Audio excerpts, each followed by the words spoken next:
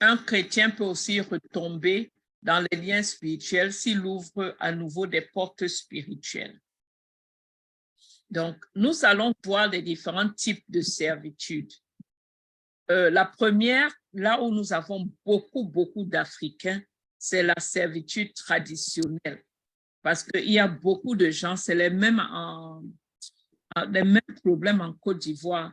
Des gens qui partent au village pour faire des danses, les gens qui partent au village pour des fêtes du village, les gens qui partent pour faire les cérémonies de deuil.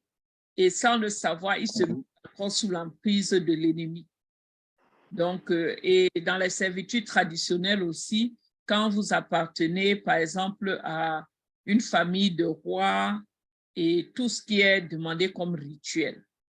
Donc, la servitude traditionnelle, le pouvoir traditionnel est la capacité de contrôler et de diriger les hommes selon les doctrines, les légendes et les coutumes qui sont transmises de génération en génération. Par exemple, nous avons les chefs traditionnels qui héritent des pouvoirs traditionnels. Ils peuvent également les obtenir par intuition lors de la cérémonie d'investiture. Donc, il y a plein de gens qui ne savent pas. J'ai vu beaucoup de gens dire, oh, je suis, pas beaucoup, mais certains disent, oh, je suis chef, mais je suis chrétien. Je suis salah, je suis noble, mais je suis chrétien. Mais il y a beaucoup d'initiations qui ne disent pas leur nom. Ils ne savent pas qu'ils sont initiés. Ils ne savent pas ce qui se passe vraiment. Donc, ces pouvoirs leur donnent le contrôle sur leur sujet pour les protéger et assurer leur sécurité. Beaucoup disent que tu ne peux pas être chef sans être protégé. Tu ne peux pas être chef sans avoir certains pouvoirs. C'est pour ça que, en fait, ceux qui acceptent Christ, j'ai vu des chefs démissionner et refuser tout ce que la chefferie demandait, tout juste parce qu'ils veulent rester en Christ. Et moi, si quelqu'un me demande chefferie ou être en Christ, je dirais à la personne qu'il faut renoncer. Parce que beaucoup disent qu'ils peuvent faire les deux, mais très difficile de maintenir les deux. D'autres, pour être chef, il faut qu'ils aient les 4 yeux. Donc, ce qu'on appelle les 4 yeux, c'est le pouvoir social qui est 2 yeux et le pouvoir de contrôler les forces invisibles qui sont les 2 autres yeux. Donc, ça fait qu'ils voient dans le monde des ténèbres et ils voient aussi dans le monde naturel. Les villages peuvent ainsi être reliés par une puissance des eaux, par une puissance de lion, une puissance d'éléphant ou un pouvoir traditionnel. J'ai fait des délivrances de certaines personnes qui habitaient même très loin, qui étaient en Allemagne, certaines personnes qui étaient plus loin, mais elles étaient encore sous l'emprise totale des pouvoirs traditionnels de leur village. Et ça se manifestait souvent parce que des fois, elles voyaient des gens apparaître qui se soumettaient à elles, qui même dans les rêves, les gens se soumettaient à ces personnes-là, quoi. Et ils n'arrivaient pas à comprendre. Ils se disaient que c'est tout juste le titre de noblesse que leurs parents avaient qui leur donnait ce genre d'honneur. Donc, les servitudes peuvent être traditionnelles. Deuxième, si tu m'arrêtes si tu as une question, OK? Comme on n'est pas nombreux, on peut aller au fur et à mesure et ça peut aussi t'aider à enseigner là-bas. Les servitudes par le nom. Un nom peut être programmé tel que peut la vie d'une personne. Nous avons par exemple, il a donné l'exemple de Genèse 3:20 avec le nom de Ève. Laisse-moi voir Genèse 3:20. Mais nous avons le nom de Abraham. Nous savons que le nom de Abraham avait été changé d'Abram à Abraham. Donc, Dieu a mis la voyelle H au milieu pour pouvoir changer la signification du nom. Et nous avons beaucoup de noms dans la Bible qui ont été changés. nous avons Sarah qui a été changée. Nous avons le nom de Jean-Baptiste qui a été donné à partir du moment où sa maman était enceinte. Nous avons tellement de noms. Le nom de Ève, Genèse 3:20, Adam donna à sa femme le nom d'Ève, car elle a été la mère de tous les vivants. Donc, le nom de Jésus aussi a été choisi. Et tout cela, pourquoi? Parce que le nom d'une personne a une influence. Le nom caractérise et dirige la vie de cette personne en permanence. Je me rappelle un témoignage là où j'ai fait, c'était une Ivoirienne. Elle avait une vie là où elle s'était mariée en Côte d'Ivoire et elle était venue ici aux États-Unis. Je vais te dire, Jocelyn, elle a fait 15 ans aux États-Unis. Elle n'est pas restée dans une ville plus de 2 ans. Elle déménageait d'une ville à l'autre, déménageait d'une ville à l'autre, tout le temps, tout le temps. Et c'était tout le temps, le Seigneur me dit, le Seigneur me dit, le Seigneur me dit. Et qu'est-ce qu'elle faisait? Elle travaillait, elle envoyait l'argent à son mari. Elle travaille, elle envoie l'argent à sa maman. Elle travaille, tout ce qu'elle faisait, c'était le travail des tresses. Elle n'a jamais eu les papiers. Elle travaillait, tout son argent, elle l'envoyait en Afrique. Et quand elle est venue, je l'ai rencontrée, elle vient et elle me dit, est-ce que je peux venir t'aider? Parce que partout où elle arrivait, elle disait qu'elle a le don de prophétie, elle prophétise et tout le reste. Elle ne se soumettait jamais à un pasteur. Parce que quand elle reste 6 mois ou bien autre chose, il faut qu'elle bouge, qu'elle aille ailleurs. Elle est venue, elle m'a trouvé en train de travailler, elle me dit, oh, tu as trop de travail, est-ce que je peux t'aider? J'ai dit, OK, si tu veux m'aider. Elle a commencé à venir assister aux délivrances. Après, un jour, elle m'a demandé, est-ce que tu peux prier pour moi? Et j'ai remercié Dieu parce que le Seigneur me montrait qu'elle a besoin de délivrance. Mais si j'avais osé lui dire que toutes ces prophéties et tout ça, là, c'est les esprits familiers, elle n'allait jamais revenir. Et le jour où on prie, c'est qui parle à l'intérieur? C'est sa maman qui portait le même nom. Donc, la maman avait établi une servitude par le nom. Elle faisait tout. La fille ne faisait que ce que sa maman lui demandait. Elle travaillait pour sa maman. Elle faisait tout ce que sa maman lui disait. Donc, chaque fois qu'elle disait que, oh, peut-être je peux rentrer déjà en Côte d'Ivoire, sa maman dit, tu viens faire quoi ici? Non, il faut rester là-bas. Puisqu'elle travaille que pour envoyer pour sa maman et envoyer pour son mari. Mais dès qu'elle a été délivrée, le lendemain même, elle a commencé à chercher la route pour la Côte d'Ivoire. Elle a acheté son billet et elle est rentrée. Sa maman refusait, sa maman criait, pleurait. Elle dit, je rentre. Moi, je vais rentrer. Parce que je ne peux pas passer ma vie à travailler seulement pour envoyer aux gens. Donc, c'est très important le nom que la personne porte. Donc, les noms de certaines personnes ont une signification relative au mystère qui a accompagné leur naissance. Il y a des mystères dans leur naissance. J'ai vu des gens, j'ai rencontré des personnes qui, quand ils étaient enfants, ils étaient tellement malades, on les a jetés dans l'eau, jetés carrément. Et la mère les a ramenés 3 jours après. Et les noms qu'on leur donne, c'est par rapport à ce qui s'est passé. Leur nom peut changer. Et tout cela, ça a un impact spirituel dans leur vie, bien sûr. Nous avons aussi le contexte dans lequel le nom a été donné. Qu'est-ce qui s'est passé pour qu'on donne ce nom-là? L'état spirituel de la personne dont le nom a été donné. Beaucoup de gens donnent le nom de leurs amis, de leurs tantes, mais il faut faire attention. Le caractère de la personne peut passer par le nom. Le caractère de la personne à qui on prend le nom peut passer et atteindre la personne.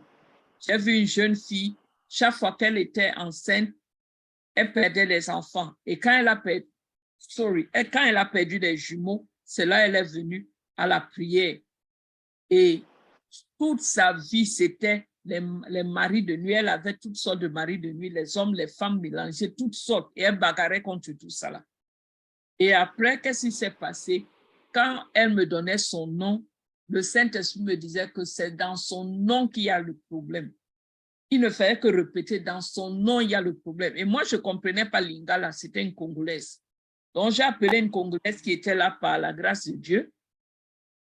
Et quand la Congolaise est venue, la Congolaise me dit que oui, le nom de la fille, en fait, signifie, on n'a pas des enfants ici.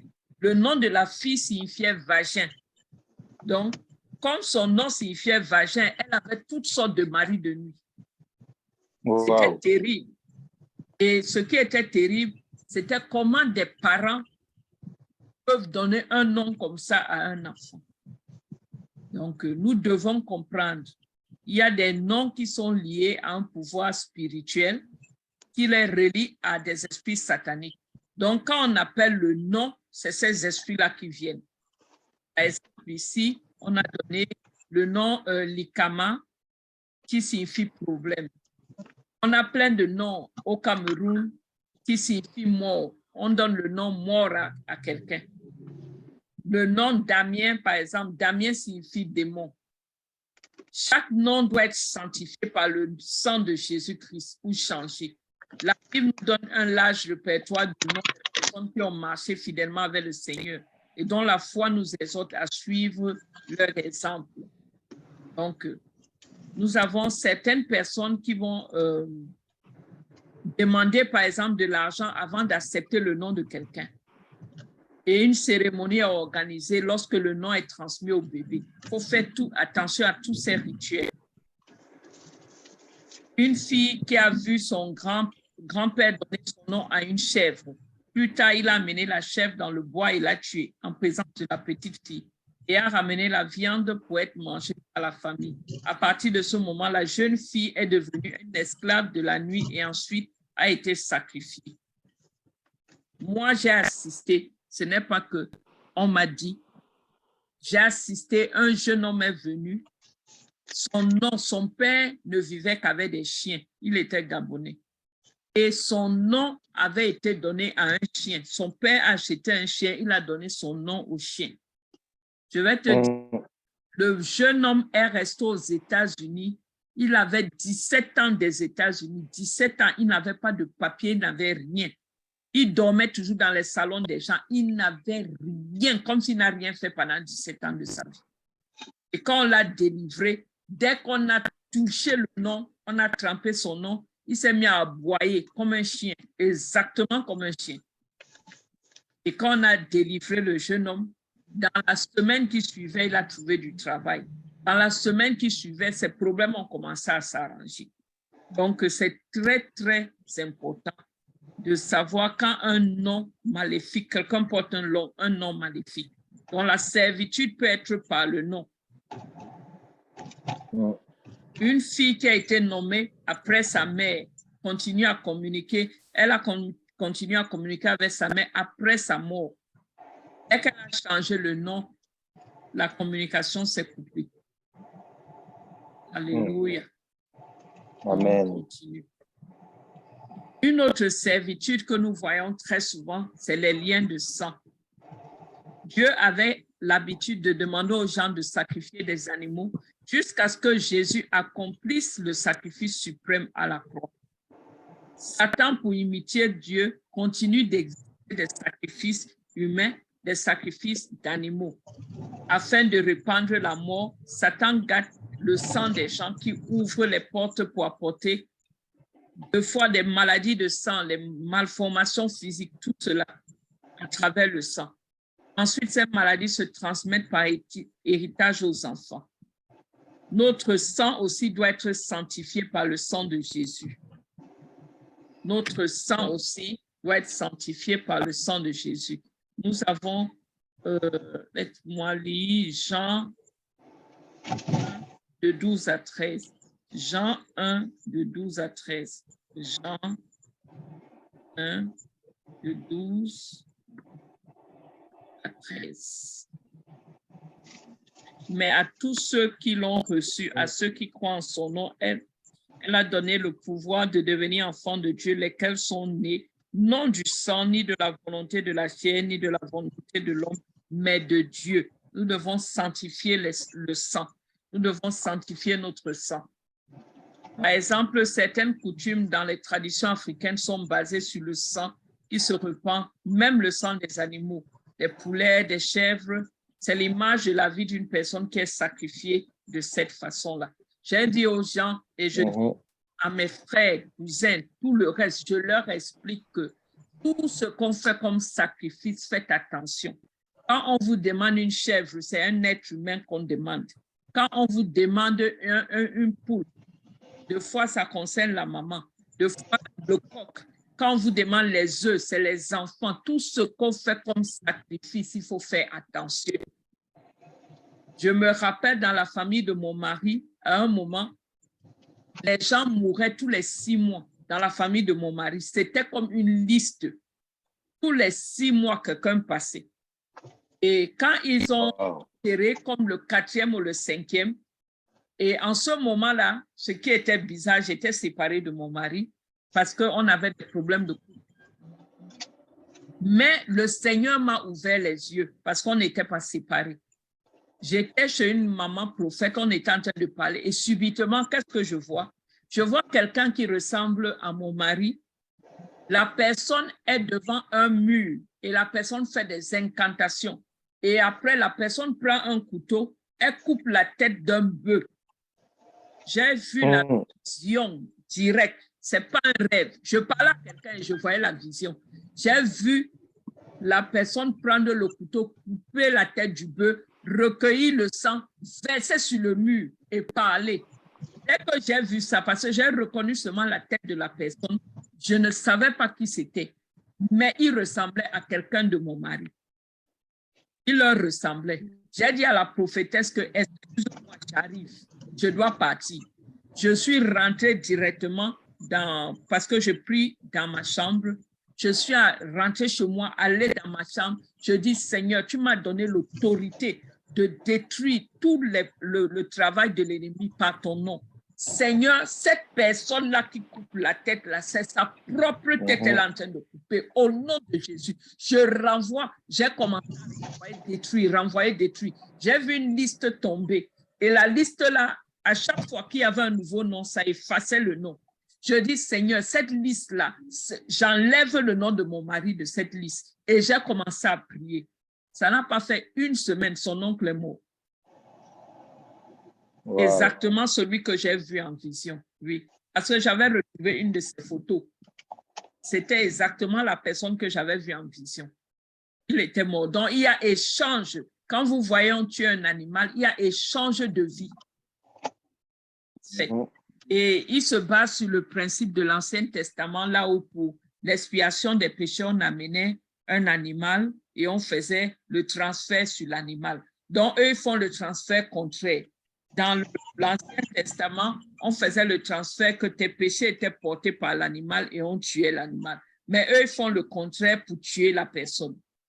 Donc, nous devons sanctifier aussi les liens de sang. Maintenant, passons à la servitude familiale. Servitude familiale. Donc, nous devons d'abord comprendre que la famille est un projet de Dieu parce qu'il est l'origine de toutes les familles de la terre. Adam était le premier homme.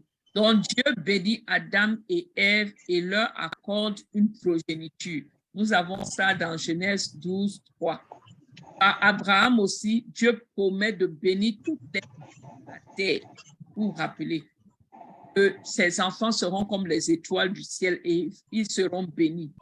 Dans Genèse 26, 4, Dieu accorde la même bénédiction à la terre par Isaac. À la création, Dieu crée le premier couple et lui donne les moyens et les droits de fonder une famille. Donc, la famille, c'est un droit que Dieu t'a donné. Fonder une famille, 2, donner la vie, avoir une progéniture. 3, organiser l'environnement pour le bien-être de ta famille. 4, il a donné à ce couple l'autorité, le pouvoir spirituel, moral et physique sur la famille. Donc, tout cela, Dieu a donné. Et 5, quand les hommes pêchent, ils sont soumis à Satan et ils donnent maintenant l'autorité, le pouvoir de Dieu que Dieu leur a accordé à l'ennemi. Donc, depuis lors, Satan a le pouvoir sur la progéniture des hommes pour voler, tuer et détruire. Ça, c'est Jean 10, 10. Donc, Satan va cibler la cellule familiale pour introduire la mort dans le monde. Les familles sont la cible de l'ennemi. Les parents ayant perdu l'autorité spirituelle sur leurs enfants, aussi, c'est une porte d'ouverture pour que l'ennemi frappe. C'est une façon de remettre les enfants à l'ennemi pour une voie d'accès pour que l'ennemi frappe la famille. Ce que j'ai vu dans les familles, c'est que dès que l'ordre est détourné, ça veut dire que, par exemple, le père perd sa place de père, ou la mère veut être au-dessus du père, ou les enfants veulent être au-dessus des parents, ça crée du coup le chaos et l'ennemi peut entrer. Donc, il faut toujours être sûr que la famille est créée peut-être, mais chacun garde son rôle dans la famille pour que l'ennemi ne puisse pas asservir cette famille-là. Nous allons finir par les liens héréditaires. C'est un peu comme les liens de famille aussi. Servitude héréditaire. Donc, chaque pacte, péché d'idolâtrie dans la famille ouvre un terrain légal, un droit légal pour Satan sur notre progéniture. Quels sont les pactes de la famille? Quels sont les pactes qui ont été passés? Quels sont les totems de la famille? Quels sont les esprits qui commandent la famille? Il y a des familles qui savent. J'ai prié pour certaines personnes. Elles disaient que les ancêtres les visitent et c'est leur façon d'être protégés. Donc, ils savent exactement ce qu'il y a dans leur famille.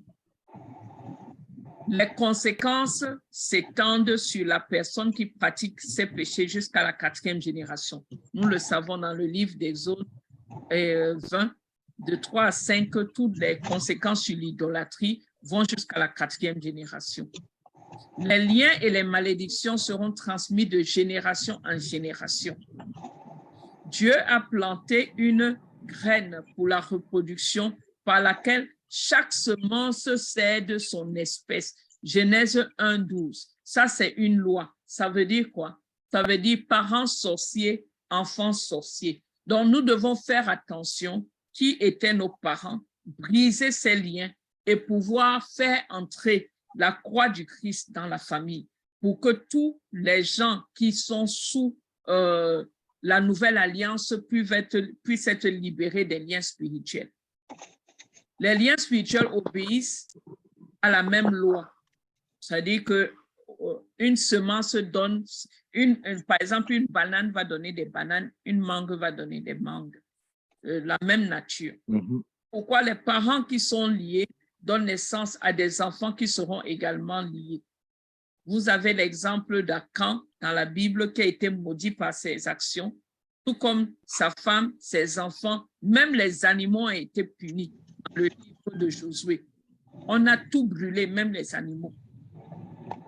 Vous avez l'exemple aussi des Moabites et les Ammonites, descendants d'une relation incestueuse de l'autre, disparaissent tous de la surface de la terre. Genèse 19, de 30 à 38. Les Ammonites étaient spirituellement liés par la malédiction de l'autre et de ses 2 filles. Vous pouvez lire ça, mais je sais que, pasteur, tu connais l'histoire des enfants de l'autre et ce qui est arrivé. Donc, servitude aussi par les liens héréditaires, nous avons la servitude des personnes. C'est la servitude causée par l'influence des personnes occultes qui vivent avec ou autour de nous, ou même au travail. Par exemple, si tu travailles à un endroit qui est dédié à la franc-maçonnerie, ça va t'influencer. Même si tu fais n'importe comment, ça va t'influencer. Influence, par exemple, les personnes, si par exemple, tu as quelqu'un que tu emploies à la maison qui est dans l'occultisme aussi, ça peut toucher. Donc, on peut devenir esclave à cause de quelqu'un qui a l'autorité sur nous ou bien qui est autour de nous et qui exerce dans l'occultisme et que nous n'arrivons pas à déclasser. Parce que si tu es un chrétien fervent, tu peux lutter contre la personne et vaincre la personne. Mais si tu n'es pas un chrétien fervent, tu peux être complètement endormi par la personne et ça t'expose. Nous avons les sectes aussi. Ça chauffe maintenant. Pourquoi? Parce que bon, les gens veulent l'argent facile. Donc, les gens entrent dans n'importe quoi. Il y a toutes sortes de choses là-dehors maintenant. Là où, et ce n'est pas seulement en Afrique, c'est ici aussi. On a des sectes, toutes les qualités de sectes ici aux États-Unis. Il y a les sectes appelées la lumière. Ça, c'est les lucifériens. Il y a les sectes appelées avec toutes sortes de noms. Il y a toutes sortes de sectes maintenant. Et surtout avec Internet aussi, ça recrute à gauche et à droite les Illuminati, les Nouvelles Age. Et comment ça se fait, c'est qu'ils regardent tes habitudes, ils regardent comment tu vis, ils te ciblent et après ils viennent après toi. Et les gens faibles tombent dedans. J'ai vu des chrétiens, de très bons chrétiens, parce qu'ils n'ont pas d'argent, devenir mormons. Parce que les mormons, quand tu as un problème, ils entrent dans ta vie, ils peuvent même te payer le loyer, ils peuvent tout faire. Donc, ces chrétiens-là, malgré qu'ils connaissent Jésus, malgré qu'ils ont la nouvelle naissance, ils comptent à cause du gain. Ils commencent déjà à aller, ils mélangent, après ils vont te dire que c'est la même chose. Donc, les sectes, je suis aux sectes. Une secte, c'est un groupe de disciples suivant le même maître ou partageant les mêmes croyances, se séparant des églises. Une secte peut aussi être le nom d'une connaissance supérieure, ce qui est différent de la doctrine sainte. Pourquoi les sectes? 1. Satan continue de créer les sectes pour imiter l'œuvre de Dieu. Le plus elles sont multipliées, le plus les gens sont confondus. D'autres disent maintenant même qu'il ne faut même plus aller à l'église, mieux vaut rester à la maison. Et tu choisis, tu lis ta Bible toi-même. Mais c'est un très grand danger parce qu'à partir du moment où tu es seul, des fois même, tu peux même prendre une fausse Bible et te retrouver encore dans des problèmes. Numéro 2, les hommes sont à la recherche d'une religion qui puisse leur présenter un Dieu de nature matérielle. C'est ça qu'il faut aussi que beaucoup de gens arrivent à entrer dans les sectes. Numéro 3, lorsque les hommes se plaignent d'une situation, maladie, stérilité, misère, ils cherchent des promesses qui apporteront une solution immédiate à leurs problèmes. Les gens sont prêts à tout pour avoir des solutions. Donc, ils entrent dans tout. Quelqu'un va te dire, oh, la personne utilisait la Bible. Je vais vous dire, quelqu'un peut utiliser la Bible, vous envoûter avec la Bible. Moi, je me rappelle à l'époque, quand j'avais des problèmes, il y a un pasteur qui m'a donné que des versets bibliques. C'était des versets bibliques à lire, mais tu devais lire un après l'autre d'une certaine façon. Quand j'ai lu ces versets bibliques, la façon dont il a dit là, mes pieds, je n'arrivais plus à marcher. J'ai été paralysée du coup. Je n'arrivais plus à marcher. Mes pieds ne tenaient plus et je n'ai rien compris. Et quand j'ai appelé ce pasteur pour dire que mais je n'arrive plus à marcher, il me dit, il faut continuer, n'arrête pas, n'arrête pas, n'arrête pas. Mais le Saint-Esprit, merci Seigneur pour le Saint-Esprit. Le Saint-Esprit m'a dit d'arrêter.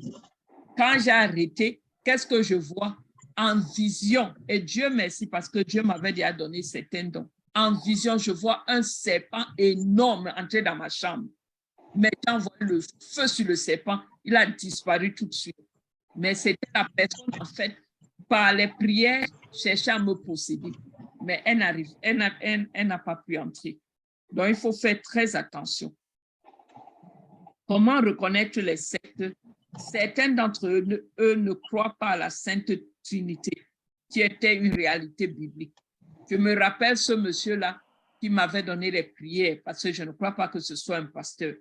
Il ne croyait pas à prier en langue et tout ça. Là. Il me disait que tout ça, c'est les bêtises et tout le reste. Mais il faut faire très attention. Ceux qui dénient certaines parties de la Bible, il faut faire très attention. Certains nient la divinité de Jésus, que Dieu est son Père. Même si le message biblique le démontre, ils refusent de croire.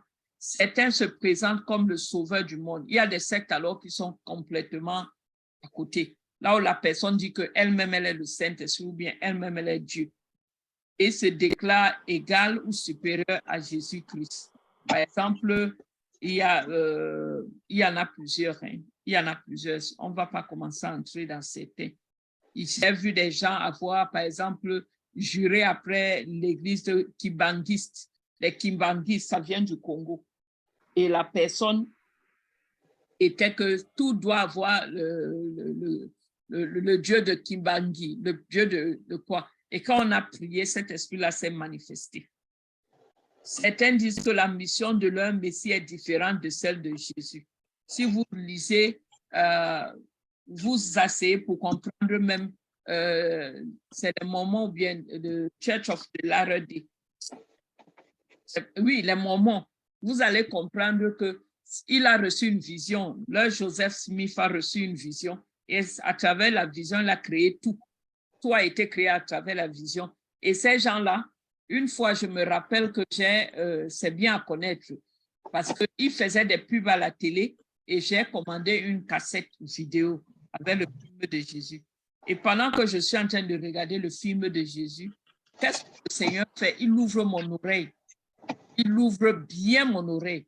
J'entends des incantations derrière les paroles. La personne est en train de parler anglais, mais j'entends des incantations. C'était comme des chants indiens. Je dis que mais ça, c'est pas possible. Comment ça se passe qu'il y a des chants derrière quelqu'un qui parle anglais? Et le Saint-Esprit me dit qu'en fait, c'est ce qu'ils utilisent. Quand tu regardes tout le film jusqu'à la fin, tu es comme hypnotisé. Et quand ils te parlent après, tu acceptes seulement tout ce qu'ils te disent. Et tu ne comprends pas comment tu te retrouves parmi eux en train de faire les mêmes choses. Donc, l'ennemi utilise les mêmes techniques. Il faut faire très attention. Donc, le Messie qui est présenté comme achèvement de la mission de Jésus. Et c'est par exemple la même chose avec Joseph Smith. Certains d'entre eux ont la source de leur foi vient d'un livre ou d'un ensemble de documents qui déforment la Bible. Il y a beaucoup de gens qui vont vous dire que oh, la Bible n'est pas complète, hein? La Bible n'est pas complète. Quand quelqu'un commence ce langage-là, il faut faire attention, il y a la secte derrière.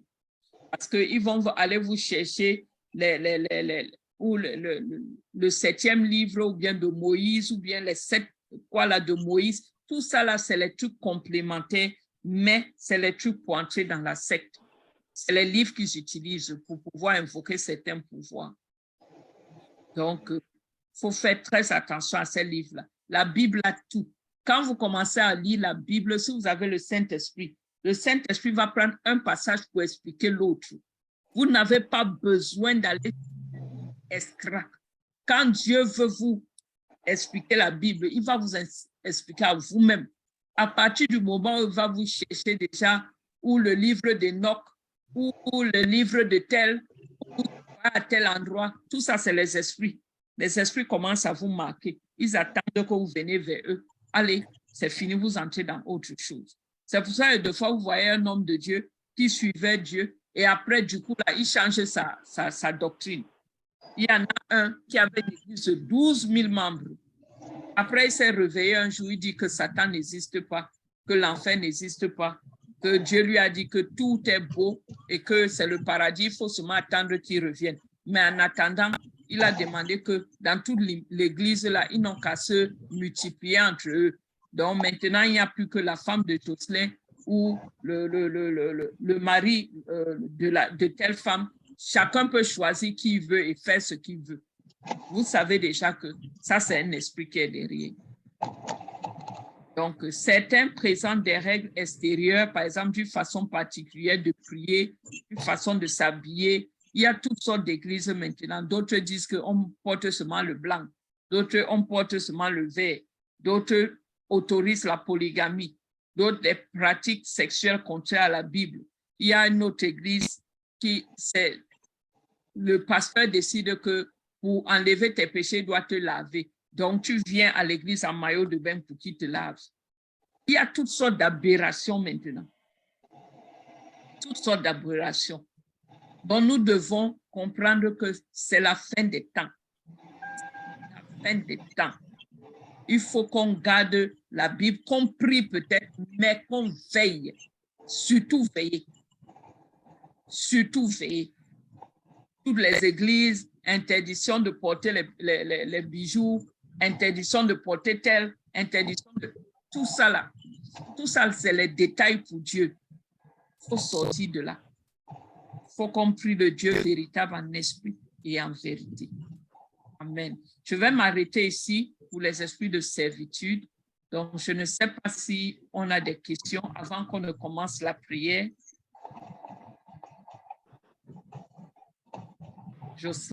Et j'ai vu le frère Jean-Marc aussi. Est-ce qu'il y a des questions? Oui, révérend. Oui. Bon, pas une question, mais comme j'ai pris un peu tard, là. Bon, je ne sais pas, je peux suivre ça après? Il y a un link? Bien sûr, je vais upload ça dans YouTube. D'accord. C'est intéressant comme enseignement. Je suis ça. OK. Jocelyn, est-ce que tu as une question?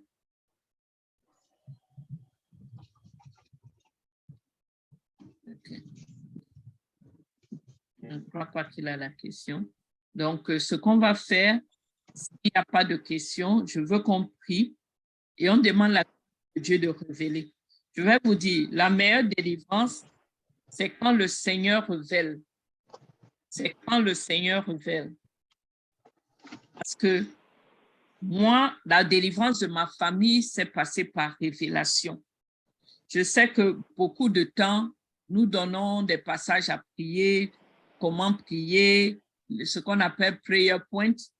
C'est pour aider les gens qui ne savent pas prier. Mais quand vous recherchez la délivrance de votre famille, il faut que ce soit le Saint-Esprit qui vous dise, ça là, ça a été fait. Maintenant, il faut que tu délies ça. L'autre a été contracté comme ça. Voilà comment tu peux délier ça. Ça, c'est la meilleure délivrance parce que vous voyez en même temps que vous faites ce qui a été demandé, vous voyez des résultats clairs et nets. Donc, dans ma famille, j'ai pris le temps. Je suis allée du côté de mon père, je suis allée du côté de ma mère. J'ai fait autant les délivrances de nom, les délivrances de sang. J'ai fait les délivrances de... J'avais même des esprits que je ne pouvais même pas imaginer. J'avais découvert une photo de mon grand-père et nous tous, on a cette photo-là. Mais ce qui se passait, c'est que cette photo-là, tu pouvais être partout dans la maison. Tu trouvais que la personne qui est sur la photo te regarde. Tu peux être derrière, devant et tout. Tu avais l'impression que la personne te regardait toujours. Et je n'avais pas remarqué jusqu'à ce que le Saint-Esprit me dise que regarde, qu'est-ce que vous retrouvez dans toutes vos maisons? Je dis la photo du grand-père. Et il me dit que regarde bien cette photo, qu'est-ce que tu remarques? Et c'est avec le Saint-Esprit, pas à pas, que je me suis rendu compte qu'en fait, cette photo-là, partout où tu te trouves, elle te regarde. Il me dit oui, parce que les esprits de surveillance sont activés dans la famille et c'est à travers les yeux de cette photo-là. Donc, il me dit, je vais te faire fermer les yeux, ces yeux-là, pour que vous ne soyez plus surveillés. J'étais tellement ébahi par la révélation, mais bien sûr, si j'allais dire à mes frères ou bien autre chose, puisque mon grand-père est comme vénéré, mon grand-père était parmi les gens qui ont combattu pour l'indépendance. C'était les grandes têtes avec les moumiers et tous les grands noms, Oumniobé et tout le reste là. Donc, c'est quelqu'un qu'on vénère même dans le pays Bassa pour dire que c'est un grand. Mais le Saint-Esprit me dit non. Les esprits qu'ils utilisaient pour se protéger étaient des esprits méchants. Donc, il faut comprendre que ces esprits-là, quand vous êtes sous le nom, le même nom, ces esprits-là vont continuer à opérer dans vos vies. Donc, le Saint-Esprit m'a permis de fermer les yeux de cette photo-là. Il m'a montré comment fermer les yeux et commencer à briser d'autres chaînes. Dans la délivrance d'une famille, je vais vous dire, malgré le fait que, bon, dans une prière, une délivrance peut être faite, mais très souvent, le Seigneur indique la stratégie pour prier pour la famille. Le Seigneur indique qu'est-ce qui s'est passé avant. Le Seigneur explique ce qui s'est... Et pour que le Seigneur explique comme ça, il faut qu'une personne décide que moi, je vais prier pour cette famille et elle se tient à la brèche. Et cette personne va en prière jusqu'à ce que Dieu lui détaille toutes ces choses. Je parle parce que je sais que ça peut se faire. Ça peut se faire. Et il faut que la personne se donne le temps. Parce que Satan, ce qu'il montre aux gens, c'est que personne n'a le temps. Vous voyez, un coup de délivrance comme celui-ci, chacun est en train de courir à gauche et à droite. Mais après, quand les gens m'approchent de façon privée, ils me posent les mêmes questions qu'on a déjà résolues dans le cours. Pourquoi? Parce que Satan montre à chacun que tu n'as pas le temps, il faut courir, il faut aller à gauche, il faut aller à droite, il faut... Et on est dans la même captivité, on n'en sort pas. Mais on va prier aujourd'hui que le Seigneur vous aide, toi qui es connecté, Jean-Marc et Jocelyn en Côte d'Ivoire, que le Seigneur nous aide. Moi aussi, je suis connecté, qui nous aide à recevoir les révélations qui sont encore plus profondes pour pouvoir séparer nos familles, séparer tout ce qui nous appartient des liens de servitude. On va prier. Éternel Dieu des armées, merci pour ce coup. Merci pour ta bonté. Merci pour ta grâce. Seigneur, j'invoque ton sang. Je verse ton sang dans ce coup. Je verse ton sang dans tout ce que je fais. Je verse ton sang au Père dans la vie de Jean-Marc, dans la vie de Jocelyn. Seigneur, je verse le sang qui parle de meilleures choses. Papa, nous venons et nous demandons pardon. Pardon pour les péchés de nos ancêtres qui nous ont inclus dans les choses qui ne sont pas de toi. Pardon pour tout ce que nous avons pensé, dit. Pardon pour les noms qui ont été donnés dans nos familles, qui ont amené l'ennemi à agir dans nos familles. Pardon pour les rites traditionnels qui ont été faits, qui ont invité l'ennemi à l'intérieur de nos familles. Pardon pour tout ce qui a été invoqué. Pardon pour les sectes qui se retrouvent dans nos familles et qui nous amènent l'autorité, la domination de l'ennemi. Pardon pour tout ce qui a été fait qui ne te glorifie pas.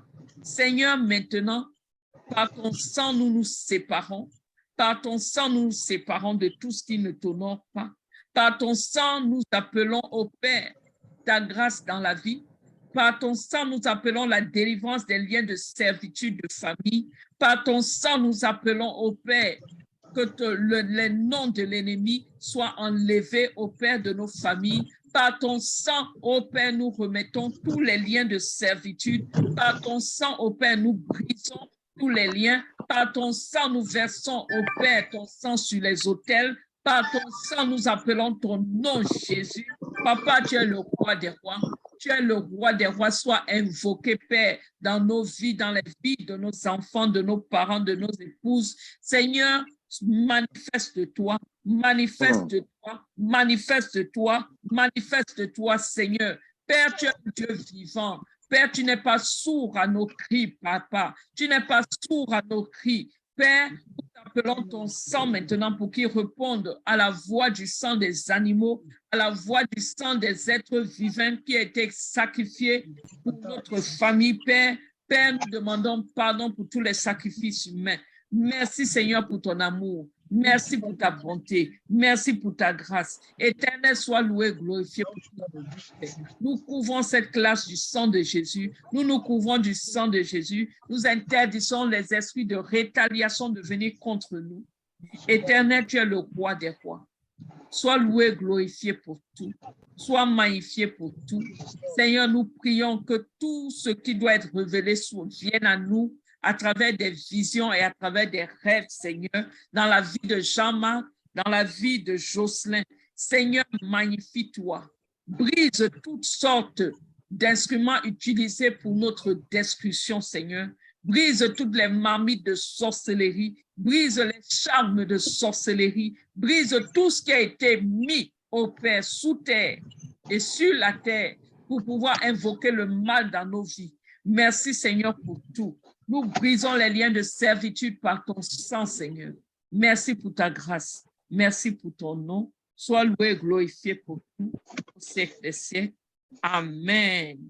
Amen. Amen. Amen. Amen. Amen. Amen.